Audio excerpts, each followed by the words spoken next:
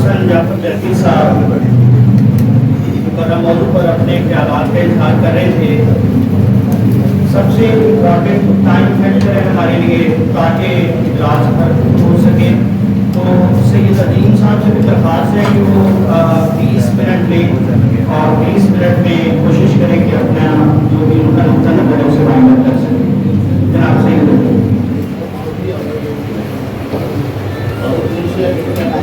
بہت شکریہ جی. دیکھیں جی, بنیادی طور پر میرا خیال ہے کہ جب حسن جعفر زیدی صاحب نے میرے بات بولنا ہوتا ہے دنیا میں, تو لیکن جس طریقے سے انہوں نے جو بتا دی ہیں آپ کو معلومات جو ہو رہا ہے معاشی سطح پر انٹرنیشنل ریلیشنس کے اندر, کس طریقے سے جو بیلنس آف پاور ہے شفٹ ہو رہا ہے نا بی جے پی طرف, اس طریقے سے جو ہے تبدیلی جو آ رہی ہے. لیکن میرا خیال ہے کہ میں اس ساری معلومات میں بڑا اضافہ نہیں کر سکتا, تقریباً آبویس ہے یہ چیزیں بالکل درست ہیں. لیکن سوال صرف میں ایک سوال اٹھاتا ہوں, وہ یہ کہ اس سارے سینیریو میں ہم کہاں ہیں. ہم سے مراد پاکستان نہیں, بلکہ ہم سے مراد ورکنگ کلاس, ہم سے مراد مزدور طبقہ, ہم سے مراد جو انقلاب کرنا چاہتے تھے, جن کے یہ 3 دہائیاں 4 دہائیاں ہیں, یہ مختلف قسم کے فلسفوں میں مختلف قسم کی رجحانات میں ضائع ہو گئی. تو بنیادی طور پر میری انڈرسٹینڈنگ پچھلے ہم اجلاس میں میں نے کہا تھا کہ ہم ایک نان ہیجمونک فیز میں انٹر ہو رہے ہیں, انٹر ہو چکے ہیں بلکہ میں نے کہا تھا.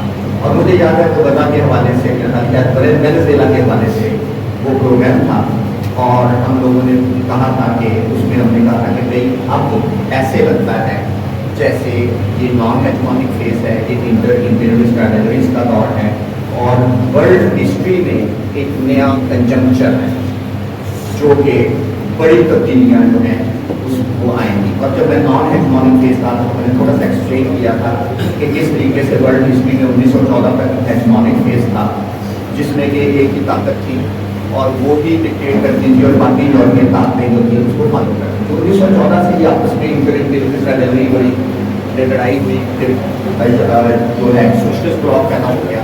تو تقریباً 1914 1945 سے لے کے میں نے کہا تھا 1990 تک ہم ایک نان ہیجمونک فیز میں رہے, اور جو نان ہیجمونک فیز ہوتا ہے اس میں کوئی ایک طاقت نہیں ہوتی جو ڈکٹیٹ کروا سکے, اور یہ دور جو ہے قومی آزادی کا انقلابوں کا دور ہوتا ہے. تو کیا اگر میں یہ کہوں کہ ہم ایک دوبارہ نان ہیجمونک فیز میں انٹر ہو گئے, اور 1990 میں ہم ایک ہیجمونک فیز میں انٹر ہوئے تھے جس میں یونیپولر ورلڈ تھی, جس کو آپ نے سمجھا تھا, جو کہ خود ایک تک ڈکٹیٹ کرواتی تھی, یورپین یونین بھی اس کے ساتھ چلی جاتی تھی, عرب بھی سب اس کے ساتھ چلی جاتی تھی, ٹھیک ہے, جس پر چاہے وہ ہوتا. کیا آج بھی صورتحال جو حسن جعفر زیدی صاحب نے بیان کی ہے وہی اگلی بتا رہی ہے کہ ہم ایک نان ہیجمونک فیز میں ورلڈ ہسٹری کے ورلڈ پالیٹکس کے اندر, اس کا مطلب انقلابوں کا دور شروع ہو چکا ہے, مذاکرتوں کا دور شروع ہو چکا ہے, قومی آزادیوں کا دور شروع ہو چکا ہے. لیکن بدقسمتی سے یہاں تک میں نے بات کی تھی, اور میں نے میرے ذہن میں بھی نہیں تھا اس وقت کہ ایران کی بات شروع ہو گئی اور اس طریقے سے ایکسپوز کر رہی تب یہ جسٹ 2 مہینے پہلے کی بات ہے.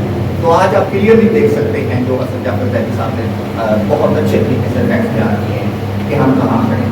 اس طریقے سے یہ بیلنس آف پاور کی شفٹ نہیں ہو رہا, بلکہ میرے نزدیک یہ انٹر امپیریلسٹ رائولری کا ایک کتوں کی طرح کی آپس میں جھگڑنے اور لڑائیوں کا دور شروع ہو رہا ہے. اور اس میں جو مذاکرت کی قوتیں ہیں وہ ریئلائز ہو گئی, وہ کریں گے. یہاں پر ایک نقطہ جو اس وقت میں نے نہیں کہا تھا, جو آج میں میرا ہائلائٹ کرنا چاہ رہا ہوں, کہ یہ ایک ریولیوشنری تھیوری کے بغیر ایک دور ہے, یعنی ایک نان ہیجمونک فیز آ چکا ہے, ریولیوشن کا دور آ چکا ہے, قومی آزادیوں کا دور آ چکا ہے, لیکن ہم آج ایک ریولیوشنری تھیوری کے بغیر ہیں. اس کا مطلب ہے کہ جو کنجنکچر ہے, یہ جو اسٹرکچرل چینج ہم کرنا چاہتے ہیں, جو انقلاب کرنا چاہتے ہیں, اس کنجنکچر کی انڈرسٹینڈنگ تو سمجھ آتی ہے کہ یہ ایک انقلاب کا دور ہے, انقلابیوں کا جو دور ہے. لیکن وجہ کیا ہے آج ہم کسی انقلابی تھیوری کے بغیر؟ اس کی بنیادی وجہ میں ذاتی طور پر سمجھتا ہوں کہ روس کے انقلاب, چین کے انقلاب سے ہمارے ہاں سے انقلابی تھیریاں جو ہیں وہ پوری دنیا کو روشن کرتی رہی ہیں، منور کرتی رہی ہیں.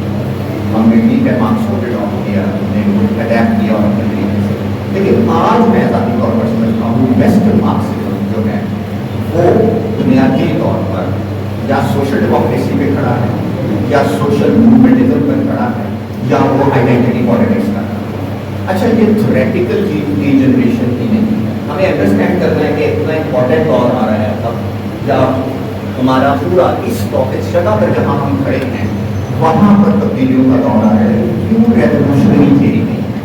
یعنی ہم ایک کنجنکچر کو ہی ڈسکس کریں گے کہ یہ کنجنکچر نیا آ گیا ہے، اس کنجنکچر سے ہم اگلے کنجنکچر میں چلے جائیں گے، لیکن جو اسٹرکچرل چینج آپ کرنا چاہتے تھے، جو تبدیلی لانا چاہتے تھے، جو کیپٹلزم کو ڈیفیٹ کرنا چاہتے تھے، اس کی تھاٹ کہاں ہے اس ساری ڈبیٹ کے اندر. تو بنیادی طور پر یہ میں تھوڑا سا آپ کو جو آج ڈسکس کرنا چاہوں گا کہ کیا یہ ریولیوشنری تھیوری نیو جنریٹ کیوں ہوئی ہے، اور ہمارے اندر وہ کون سے خیالات ہیں غیر انقلابی جو اس ریولیوشنری موومنٹ سے فائدہ نہیں اٹھا سکتے. تو ظاہر ہے ہم اساتذہ کی طرف چلتے ہیں کہ بنیادی طور پر جو کنجنکچر ہوتا ہے، جس کنجنکچر میں ہم کھڑے ہیں، اس کا ٹرو انالیسس جیسا کہ فیکٹ سے آپ کے سامنے آیا، پریکٹیکلی میں نے اسے کہا کہ یہ ایک ریولیوشنری دور کا آغاز ہے، ایسا دور ہے جس میں انقلابات ہو سکتے ہیں، قومی آزادیاں ہو سکتی ہیں. تو کیا لیکن کنجنکچر سے مراد ہوتی ہے جہاں پر تمام تضادات جو ہیں وہ مرتکز ہو کر ایک بحران پیدا کرتے ہیں، اور اس بحران کی کھوج سے انقلاب جنم لیتا ہے، اور قوتیں تیار ہوتی ہیں، ان کے پاس تھیوری ہوتی ہے اور وہ اس سے فائدہ ہوتا ہے. کیا آج ہم تیار ہیں؟ کیا آج ہم اس بحران سے فائدہ اٹھا سکتے ہیں؟ تو بڑا آسان ہے، میں نے آسان طریقے سے آپ کو جو ریلیشن ہے کنجنکچر کا اور اسٹرکچر کا، تاکہ اسٹرکچر جو ہوتا ہے جو دنیا کو مسلسل انڈیورنگ پرابلم ہوتی ہے، کنٹراڈکشن ہوتی ہے، اس کو آپ کسی کنجنکچر میں کیسے دیکھیں اور اس کو کس طریقے سے آپ توڑنے کی کوشش کریں. تو بڑا آسان، آپ نے سنا ہوگا کہ لینن کا کمال یہ تھا کہ اس نے وہ کنجنکچر کو پہچان دیا تھا، ریولیوشنری کنجنکچر. جب کیا ہو رہا تھا، مونوپولی کیپٹلزم آ رہا تھا، پیکٹیو کیپٹلزم ختم ہو رہا تھا، انقلاب اس کا دور آ رہا تھا، قومی آزادیاں دور آ رہا تھا، اس نے اس کو کہتے ہیں ہم کنجنکچر. اچھا اس کا پھر ہمارے مارکس جو ویسٹرن مارکسزم کی تھیوری میں انہوں نے اس کا انالیسس شروع کیا کہ ہم کس دور سے ہو رہے ہیں. ہر دور میں تمام مارکسسٹوں نے اس کو اینالائز کرنے کی کوشش کی ہے کہ یہ جو کنجنکچر چل رہا ہے یہ کیا ہے اور اس میں اسٹرکچرل چینج کیسے لائی جا سکتی ہے. مارکس کی ایک خوبصورت ترین تحریر جو ہے وہ میں سمجھتا ہوں ایک کنجنکچر کے اوپر جو لکھی گئی ہے وہ بڑی انٹرسٹنگ ہے. وہ ہے دو تحریریں، ایک ہے کلاس سٹڈی ان فرانس 1848 سے 1850 تک اور 18th Brumaire. بڑا ہی ڈراموں کا دور ہے، ہنگاموں کا دور ہے، اور اس میں مارکس جو ہے بڑی انٹرسٹنگ چیز ہے کہ جرنلسٹک سی تحریریں ہیں. مارکس اسمبلی کو بھی دیکھ رہا ہے، مارکس تمام واقعات کو دیکھ رہا ہے، جیسے آپ کی کتاب میں حسن جعفر زیدی صاحب نے تمام چیزیں آپ کے سامنے، لیکن جو کریٹیکل اسکل ہے، انالیٹیکل اسکل ہے، مارکس اس کو بھی یوز کر رہے ہیں، جیسے حسن صاحب نے بھی. تو بڑی خوبصورت تحریر ہے کہ کنجنکچر اور اسٹرکچر کو اکٹھا چلانا. یہ واقعات ایسے ہو رہے ہیں لیکن اس میں ہمارا انٹرسٹ جو ہے یا مارکس کا انٹرسٹ جو ہے اسٹرکچرل چینج. اسٹرکچرل چینج جب میں کہتا ہوں انقلاب، سوال ہم نے آج پھر یہی اٹھانا ہے کہ یار یہاں پر مجھے کیا ملے گا، یا میں کہاں کھڑا ہوں اس ساری تبدیلی میں جو ایک اوپننگ آ رہی ہے جو اس کنجنکچر کے اندر ہے اس میں کہاں کھڑا ہوں. تو بڑا انٹرسٹنگ ہے، یہ کتاب پڑھنے والی ہے. تو مارکس سے پھر انٹرسٹنگ بات ہے کہ اسی چیز کو گریمچی بھی دیکھتا ہے. پھر گریمچی بڑے اچھے طریقے سے جو کنجنکچر ہے اس کا انالیسس کرتا ہے کہ ہم جو کنجنکچر بدل چکا ہے لینن کے بعد 1905 سے 1915 اس کا انالیسس کرتے ہیں. اس کا انالیسس کرنے کے بعد گریمچی جو ہے وہ کہتا ہے کہ ہم ایک تبدیلی لا سکتے ہیں اس دور کے اندر. تو لہٰذا میرا ساری بات کرنے کا مقصد یہ ہے کہ آج کا جو ریولیوشنری کنجنکچر ہے یہ ریولیوشنری کنجنکچر ہے یا یہ ریولیوشنری کنجنکچر نہیں ہے، یا ہمیں اس میں اسٹرکچر چینج کرنی ہے یا ہم نے اس میں اسٹرکچرل چینج نہیں کرنا. تو یہ ایک انٹرسٹنگ کویسچن ہے جو کسی بھی مارکسی طالب علم کے لیے آج بھی خاص ہوتا ہے. ٹھیک ہے انٹرنیشنل ریلیشن امپورٹنٹ ہیں، لیکن ذاتی طور پر یہ جو ریزسٹنس ہے جو حماس سے لے کے حزب اللہ تک کیونکہ ادھر چھتیس گڑھ اور بستر میں جو تحریک چلی، پھر اس کے علاوہ جو ہے ایک بڑی ریزسٹنس جو ہے ہمارے سامنے موجود ہے. سوال یہ ہے کہ ہم اس سچویشن کو ہم کیسے انالائز کر سکتے ہیں، موجودہ کنجکچر کی ٹرو نیچر کو ہم کیسے انڈرسٹینڈ کر سکتے ہیں، اور اس میں کوئی نجات، کوئی مزدوروں کسانوں کی اس کیپٹلزم سے نجات کی کیا راہ نکال سکتے ہیں. تو میرے خیال کے مطابق میں مزید اس کو کمپلیکیٹ کرنے کے بجائے پریکٹیکلی میں مین چیزوں کی طرف آتا ہوں کہ بنیادی تبدیلی اس وقت کیا ہے. انٹرنیشنل ریلیشنز کی تو ہم نے سنی، اچھی بات ہے، لیکن سوال ہے کیا ہماری اپنی جو صورتحال ہے اس میں تین چیزیں، کیپٹل، اسٹیٹ اور کلاس کا جو اس کنجکچر میں کہاں ہے. میں بنیادی طور پر یہ بتانا چاہ رہا تھا. ایک لمبی بیچ میں تھیری تھی، میں نے اس کو شارٹ کر دیا تاکہ میں مین مدعے پر پہنچ سکوں، کیونکہ ٹائم تھوڑا ہے، جیسا کہ انہوں نے بتایا 20 منٹ. دیکھیں ایک چیز بڑی امپورٹنٹ ہے کہ ہم نیو لبرل فیز سے نکل رہے ہیں، ٹھیک ہے، ہم نے اس کی ملٹری فیز ہم اینالائز کر رہے ہیں، لیکن مجھے لگتا ہے جیسے بنیادی طور پر جو کیپٹل کی ہماری گرپ تھی، یعنی جتنی ہمیں کیپٹلزم کی انڈرسٹینڈنگ تھی، ہمیں کیپٹلزم کی انڈرسٹینڈنگ اتنی نہیں رہی، کیونکہ بہت زیادہ سوشل چینج کے لیے جو پچھلا دور تھا ہم نے اسٹیٹ پر بہت زیادہ زور دیا. یعنی دوسرے الفاظ میں یہ کہنا چاہ رہا ہوں کہ اسٹیٹ ہماری مارکسزم کی تھیوری میں اوور تھیورائز ہے بنیادی طور پر، لیکن جو کیپٹل ہے وہ انڈر تھیورائز ہے. ملٹی نیشنل کمپنیاں، گلوبل ویلیو چینج وغیرہ. کیوں ہم نے اوور ایمفسس کیا اسٹیٹ کے اوپر؟ کیونکہ سوشلزم کی کنسٹرکشن بھی اسٹیٹ کر رہی تھی پچھلی صدی میں. پھر اس کے بعد جو ہے جسے کہنا چاہیے نیشن بلڈنگ کا پروجیکٹ ہمارے ملکوں میں بھی اسٹیٹ کر رہی تھی، اور سوشل ڈیموکریسی بھی اسٹیٹ کر رہی تھی. لیکن ایسے لگتا ہے جیسے 1990 اور 2000 کے اندر ہم جہاں پہنچے ہیں اس میں گلوبل ویلیو چینج اور کیپٹل جو ہے اس کے زیر اثر ہوسٹ اسٹیٹس اور ہوم اسٹیٹس جو کیپٹل کی ہیں وہ ہوسٹیج ہو چکی ہیں کیپٹل. تو یہ بڑی امپورٹنٹ بات ہے. اگر آپ اس وقت کوئی بھی تبدیلی اسٹیٹ کے تھرو لانا چاہتے ہیں، اسٹیٹ کے تھرو یا اسٹیٹ پر قبضہ کر کے لانا چاہتے ہیں تو وہ ناممکن. دوسرے الفاظ میں کیپٹل جو ہے وہ بہت سارے ڈیسیجن کر رہا ہے. یہ کہنا غلط ہوگا کہ ایک پاگل آدمی امریکہ میں آ گیا ہے، نہیں، یہ کیپٹل کا بحران ہے. اسٹیٹ اس کو حل نہیں کر سکتی. اسٹیٹ خود وہ اسٹیٹ ہے جو میں نے آپ کو بتایا تھا، وہ جو ہے ایلان والا یہ ایگوانی اسٹیٹ کو ان کی موت ہے. ہماری اسٹیٹ جو ہے وہ نہ صرف سامراج کی ہوسٹیج ہے بلکہ عرب مناقص کے کیپٹل کی بھی ہوسٹیج ہے. ورلڈ بینک کی ادھر سے $3 بلین لیتی ہے، ادھر $3 بلین دے گی. تو اس اسٹیٹ کو آپ تو دوسرے بات میں اسٹیٹ کو زیادہ اوور تھیورائز کی. لیکن ایک اہم تیسری چیز بھی تھی ہماری مارکسسٹ تھیوری کے اندر. کیپٹل تھا، اسٹیٹ تھی، اور تیسری چیز تھی کلاس اسٹرگل. یہ جس کی طرف میں لانا چاہ رہا تھا بہت سے تھیوریٹیکل کمپلیکسٹی سے، لیکن کلاس اسٹرگل جو ہے نا، سوری ٹو سے ویسٹرن مارکسزم کے اندر، جس میں بڑا لمبا بات میں نے گرامچی سے آنا تھا، اسٹوارٹ ہال پہ آنا تھا، آئیڈینٹی پالیٹکس پہ آنا تھا، سوشل موومنٹزم پہ آنا تھا، وہ اسکپ کر رہا ہوں. لیکن بنیادی طور پر جو کلاس اسٹرگل ہے یا تو اسٹیٹ تک ہی ریڈیوس ہو گئی ہے کہ ہم نے اسی اسٹیٹ پر جا کے اسی کے اندر الیکشن لڑ کے اسی کے اندر کو آئینی تبدیلی کر کے یا تو سوشل ڈیموکریسی لانی ہے یا کوئی اور چیز لانی ہے. تو میں نے پہلے کہا یہ اوور تھیورائز ہے، اس میں کچھ نہیں رکھا. یعنی اگر آپ ان میکنزم کے تھرو لانا چاہتے ہیں یا سوشل ڈیموکریسی یا اسٹیٹ کو ٹوٹلی ابینڈن کر دیا گیا، وہ سوشل موومنٹ کہ رینڈم فریگمنٹڈ ڈسپرس ہو سکتے، ادھر بھاگ جاؤ ادھر بھاگ جاؤ ادھر بھاگ جاؤ، ان کے درمیان کوئی کوہرنٹ تھیوری نہیں. تو ایک تو یہ ہے کہ ہماری کلاس کے اندر سوشل موومنٹزم کے اندر اسٹک ہے. اور تیسری چیز ہے کہ یا اس کو کانشیسنیس کے پروجیکٹ پر ریڈیوس کر دیا گیا ہے.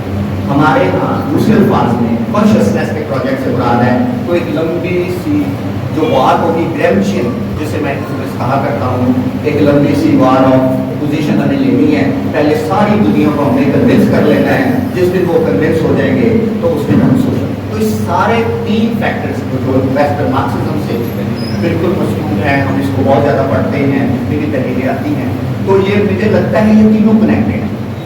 सोशल डेमोक्रेसी बिल्कुल स्ट्रक्चरल चेंज नहीं लाना चाहती, या जो इनकलाब जिसका दरवाज़ा खुला है कि यही लाना चाहती, ये मंगलानी और इस तरह के ड्रामे कोई तब्दीली नहीं ला सकते जितना बड़ा क्राइसिस है। पहला पॉइंट जो मैं बनाना चाह रहा था कंजंक्चर और स्ट्रक्चर का रिलेशन और लंबा मैंने मिस कर दिया।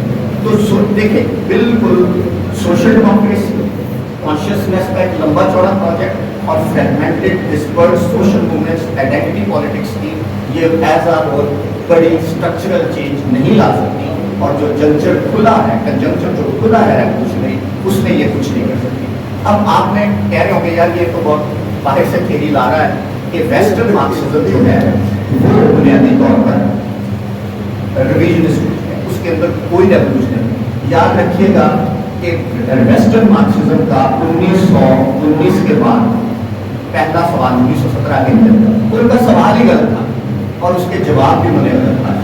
उनका सवाल था इनकलाब क्यों नहीं हुआ, ग्रैमची भी इसी सवाल का जवाब दे रहे हैं, कल्चरल मार्क्सिज्म भी इसी का जवाब दे रहा है, इनकलाब क्यों नहीं हुआ। हमारा सवाल था इनकलाब करना है, इनकलाब कंस्ट्रक्ट करना है, अब वो वियतनाम में हो, क्यूबा में हो, अब चाइना में हो, तो हमारा तो सवाल ही नहीं करना, कौमी आज़ादी लेनी है, इनकलाब करना है। तो लिहाजा वेस्टर्न मार्क्सिज्म मैं बुनियादी तौर पर इसलिए कह रहा हूँ कि उसका सवाल नहीं। तो अब मैं आता हूँ कि पाकिस्तान में इस वक्त बुनियादी तौर पर जिसकी वजह से मैं कह रहा हूँ मैंने ये सारी बहस इसलिए छोड़ी है कि अगर इस मूवमेंट के अंदर इस कंजंक्चर में जो रेवोल्यूशनरी कंजंक्चर मैं कह रहा हूँ अगर तो कोई तब्दीली लानी है, ये इनकलाबी जिसका ख्वाब अजीब तरकीब सनदी के बाद में देखा, फिर आप ये बात करते कि फिर सवाल हमारे लिए ये आ गया कि यहाँ पर अब सवाल ये आ गया कि हमारे यहाँ मार्क्सिस्ट थिंकिंग कहाँ है जिसने बुनियादी तौर पर इसे बताया। तो देखिए बहुत सिंपल है, हमारे यहाँ पुराना ऑर्थोडॉक्स मार्क्सिज्म मौजूद है, हमारे यहाँ मॉडर्न फिक्र मौजूद है, वेस्टर्न मार्क्सिज्म से हमारे यहाँ एनजीओ सोशल मूवमेंटिज्म आ चुकी है बड़ी शिद्दत के साथ, वो Bernie Sanders, progressive international, Mamdani के इनकी एप्रिसिएशन भी यही है, वेस्टर्न मार्क्सिज्म से वही फॉलो करते हैं और यहाँ पर भी वो टॉपर्स आईने मूवमेंट जो है वो इस तरह का काम करते हैं, ठीक है, कोई स्ट्रक्चरल चेंज नहीं करना चाहते, इस मौके से बिल्कुल पैसा नहीं पाना चाहते। दूसरी तरफ हमारे यहाँ ग्रैमचियन इन्फ्लुएंस भी हमारे एकेडेमिया में, क्योंकि मैं इसलिए कह रहा हूँ कि वेस्टर्न मार्क्सिज्म से बहुत से नए तालिब इल्म नए इनकलाबी ख्यालात जन्म दे रहे हैं। मैं समझता हूँ कि यहाँ पर वो मौजूद है, लेकिन बुनियादी तौर पर यहाँ पर लाना चाह रहा था वो ये लाना चाह रहा था, बताना ये चाह रहा था कि बदकिस्मती से इनकलाबी दौर है लेकिन इनकलाबी थ्योरी हमारी अगली पॉलिटिकल प्रैक्टिस जितनी जल्दी इस सूबे हाल से फ़ायदा उठाते हुए इनकलाबी थ्योरी की तरफ जाएगी तो उतनी ही जल्दी हम इस मौजूदा जो बहरान है, जो क्राइसिस है, इस क्राइसिस में जो इम्कानात पैदा हुए हैं उनसे फ़ायदा उठा सकती है। तो बुनियादी तौर पर मैं एक कॉम्प्लिकेटेड सी बात को बहुत मुख्तसर अंदाज में आपको बताने की कोशिश ये कर रहा था कि दोबारा समाप्त करता हूँ कि बुनियादी तौर पर जो मौजूदा दौर है ये हमें समझ लेना चाहिए कि ये एक नॉन हेजमोनिक फेज़ का आगाज़ हो चुका है। नॉन हेजमोनिक फेज़ के बाद कोई एक ताकत डिक्टेट नहीं करवाती, जब कोई एक ताकत डिक्टेट नहीं करवाती तो वो दौर इनकलाबों का और बड़ी स्ट्रक्चरल चेंजेस करने का दौर होता है। और ऐसा दौर लेकिन ऐसे वक्त पर आया है, बड़ी देर बाद आया है, 1990 के बाद ऐसे ही हमारे पास इम्कानात जिसे आप मल्टीपोलर वर्ल्ड कहना शुरू करें, लेकिन ये इम्कानात बड़ी देर बाद पैदा हुए हैं। और इन इम्कानात से फ़ायदा उठाने के लिए जो मेरी बेसिक इंटरवेंशन की आज वो ये थी, इनकलाबी थ्योरी नहीं है। इनकलाबी थ्योरी क्यों नहीं है कि पिछले कम अज़ कम 4 डेकेड्स की जो पॉलिटिकल प्रैक्टिस है वेस्टर्न मार्क्सिज्म की और उसके ज़ेरे असर हमारे यहाँ जो कल्चर क्रिएट हुआ है उससे रेवोल्यूशनरी थ्योरी जो है वो हासिल ही हुई है, उसमें क्लास स्ट्रगल का एलिमेंट जो है वो कमज़ोर हुआ है। लिहाजा हमें इस हवाले से एक प्रैक्टिकल इंटरवेंशन की भी ज़रूरत है और प्रैक्टिकली भी हमें इस हवाले से